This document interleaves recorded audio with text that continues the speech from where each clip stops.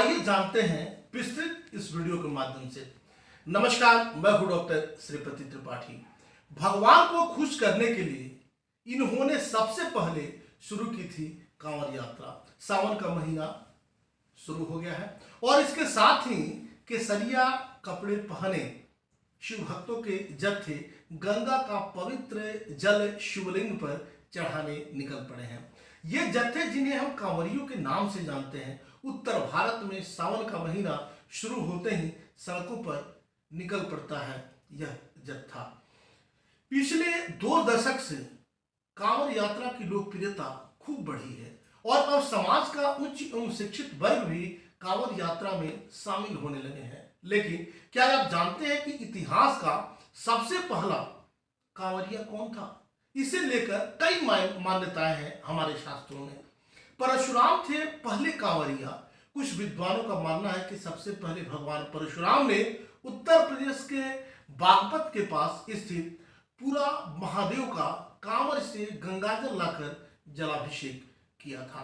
परशुराम इस प्राचीन शिवलिंग का जलाभिषेक करने के लिए गढ़ मुक्तेश्वर से गंगा जी का जल लाए थे। आज भी इस परंपरा का अनुपालन करते हुए सावन के महीने में गढ़ मुक्तेश्वर से जल लाकर लाखों लोग पूरा महादेव का जलाभिषेक करते हैं।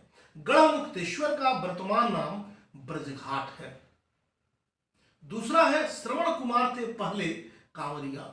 वहीं कुछ विद्वानों का कहना है कि सर्वप्रथम त्रेता युग में श्रवण कुमार ने पहली बार कांवड़ यात्रा की थी। माता पिता को तीर्थ यात्रा कराने के क्रम में श्रवण कुमार हिमाचल के ऊना क्षेत्र में थे, जहां उनके अंधे माता पिता ने उन्हें मायापुरी यानी हरिद्वार में गंगा स्नान करने की इच्छा प्रकट की। माता की इस इच्छा को पूरी करने के लिए श्रवण कुमार अपने माता पिता को कांवर में बैठाकर हरिद्वार लाए और उन्हें गंगा स्नान कराया। वापसी में वे अपने साथ गंगाजल भी ले गए। इसे ही कांवड़ यात्रा की शुरुआत माना जाता है। तीसरा है, भगवान राम ने भी किया था कांवड़ यात्रा की शुरुआत। कुछ मान्यताओं के अनुसार भगवान राम पहले कांवरिया थे। उन्होंने बिहार के सुल्तानगंज से कांवर में गंगाजल भरकर बाबा धाम में शिवलिंग का जलाभिषेक किया था। रावण ने भी की थी इस परंपरा की शुरुआत। पुराणों के अनुसार कांवड़ यात्रा की परंपरा समुद्र मंथन से जुड़ी है। समुद्र मंथन से निकले विष को पी लेने के कारण भगवान शिव का कंठ नीला हो गया और वे नीलकंठ कहलाए। परंतु विष के नकारात्मक प्रभावों ने शिव को घेर लिया। शिव को विष के नकारात्मक प्रभाव से मुक्त कराने के लिए उनके अनन्य भक्त रावण ने ध्यान किया। तत्पश्चात कांवर में जल भरकर रावण ने पूरा महादेव स्थित शिव मंदिर में शिव जी का जलाभिषेक किया। इससे शिव जी विष के नकारात्मक प्रभावों से मुक्त हुए और यहीं से कांवड़ यात्रा की परंपरा का प्रारंभ हुआ।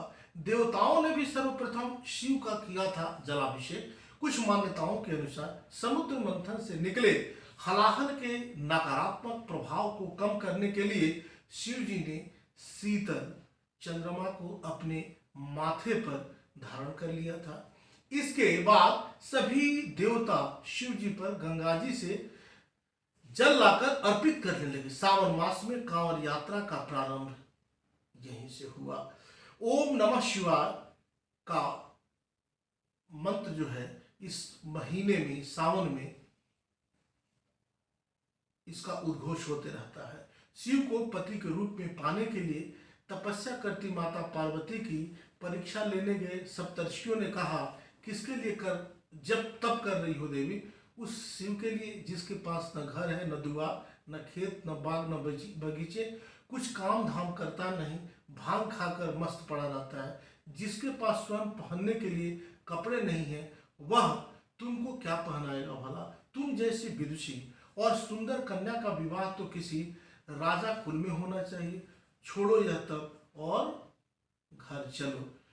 पार्वती जगदम्बा जानती थी कि शिव पर केवल उन्हीं का अधिकार है।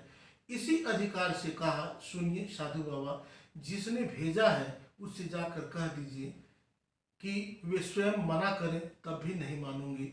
शिव के लिए करोड़ जन्म लेने पड़े तब भी कोई दिक्कत नहीं, पर पति चाहिए तो शिव ही चाहिए। तो शिव जी की भी पूजा जो है बड़े ध्यान से, बड़े तप से इन्होंने किया। और इस कांवर का जो परंपरा है ये शिव जी की शुरुआत से भी हुई है। आपको बता दें कि शिव जी की पूजा पाठ, आराधना, अभ्यर्चना करने से शिव जी प्रसन्न होते हैं और निश्चित रूप से शिव और पार्वती जी का आशीर्वाद इस दरम्यान प्राप्त होता है।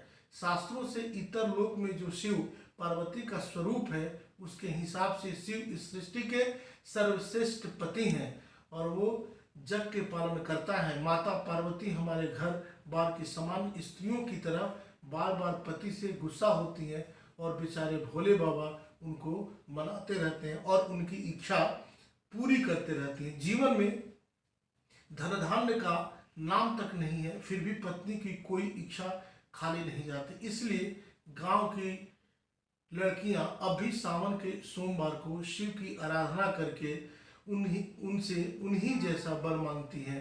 भोला भाला पति जिसके हृदय में पत्नी के लिए कोई छल न रहे, धन दौलत तनी कम भी रहे पर गुस्सा होने पर पति मनाए, उसे उसकी पूरी प्रतिष्ठा, पूरा सम्मान दे, हर इच्छा पूरी करे, इससे अच्छा पति और कैसा होगा। अब शिव की ओर से देखिए, वे हमेशा अपने ही दुनिया में मगन रहने वाले पुरुष हैं। तपस्या में गए तो युगों युगों तक किसी की कोई चिंता नहीं, न घर, न पत्नी, न बच्चे, न सेवकों की कोई चिंता। औघड़दानी व्यक्तित्व, जिसने जो मांग लिया उसे वह सहज भाव से दे दिया। भारतीय पुरुष सामान्यतः ऐसे ही होते हैं। ऐसे व्यक्ति के साथ कोई स्त्री कैसे निर्वाह करे, पर माता पार्वती ने किया, उन्हीं के रंग में रंग गई। शिव दैत्यों को उटपटांग बरदार दे देते, फिर माता शक्ति रूप में आकर उनसे मुक्ति दिलाती। कभी विरोध नहीं किया, कभी हाथ नहीं रोका। संबंधों के मध्य धर्म था और धर्म के पीछे पीछे प्रेम। सो पति की बुराइयां भी अधिक बुरी नहीं लगे, सो दुर्गम पहाड़ों के बीच भी जीवन स्वर्गिक हो गया। पति की सामाजिक प्रतिष्ठा पत्नी ही तय करती है। शिव की शक्ति माता पार्वती ही थी।